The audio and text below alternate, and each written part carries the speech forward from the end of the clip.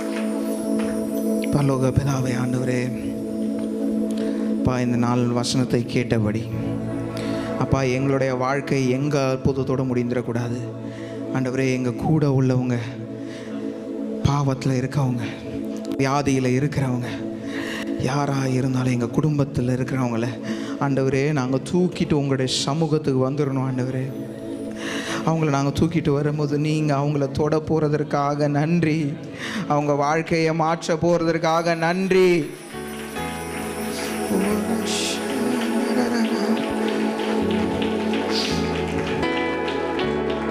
எங்களை உருவாக்குங்க ஆண்டவரே.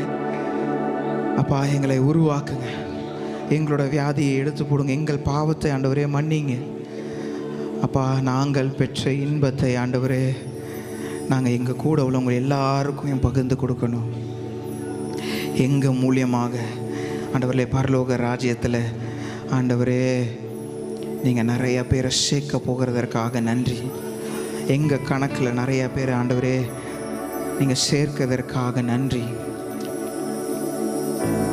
நாங்கள் யாரை பார்த்தாலும், நாங்கள் எதை பேசினாலும் இயேசுவுக்கு முன்பாக கொண்டாந்து நிறுத்துகிறவர்களாக எங்களை மாற்றுங்க. எங்களுடைய வார்த்தைகளை மாற்றுங்க, எங்கள் குணங்களை மாற்றுங்க ஆண்டவரே. இயேசுக்கு கிட்ட வர்றவங்களை ஆண்டவரே உள்ளே விடுறதுக்கும், இயேசுவை விட்டு விலகி போகிறவங்களை இழுத்து ஆண்டவரே மறுபடியும் உங்களுடைய சமூகத்தில் கூட்டிகிட்டு வரவர்களா எங்களை மாற்றுங்க. எங்களோட அந்த காலை வேளையில் பேசினதற்காக நன்றி ஆண்டவரே. உம்முடைய வசனம் எங்களை தொடட்டும், உங்களுடைய ஜீவனுள்ள வார்த்தையை எங்களை தொடட்டும், எங்களுடைய வாழ்க்கையை மாற்றட்டும்.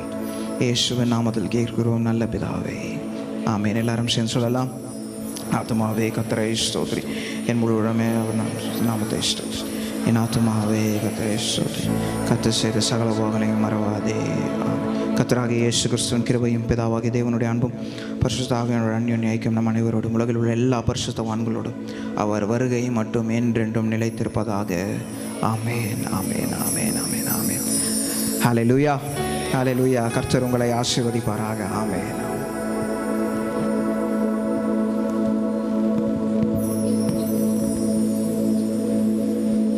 யாருடைய பர்ஸு மிஸ் பண்ணியிருக்கீங்களா? ஆட்டோவில் இருந்துச்சான், இங்கே இருக்குது, வந்து எடுத்துக்கொள்ளலாம்.